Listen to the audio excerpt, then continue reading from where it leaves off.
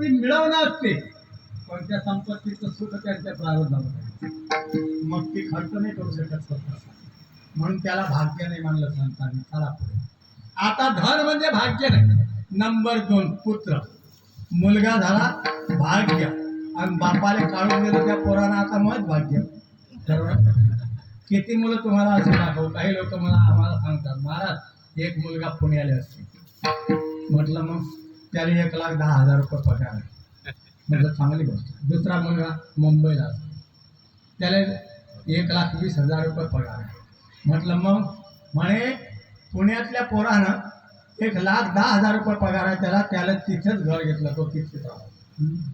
म्हटलं बरं. दुसरा मुलगा मुंबईला राहतो, त्याला 1,20,000 रुपये पगार आहे, त्यानं तिथेच घर घेतलं, तो तिथेच राहतो. आणि म्हटलं तुम्ही? म्हणे आम्ही खेडेगावात राहतो, पटल्या टिनाई खाली राहतो, काय 2 एकर वावर व्हायचो आणि दगडी गाय पाहायचो. असं काय? आता पाणी पडलं म्हणे की या टिनाईले लागतात झाड. वावरात जावा तर वावरात असते गारा, गायले आणायला लागते गवताचा भारा, काय आणि मग लागतात म्हणे एका डोळ्याले 2-2, आणि मग त्या पोराले फोन करा. तुमच्याजवळ जेव्हा काय रे पोरा, ते म्हणतात तुमचं तिकडेच काय पांढर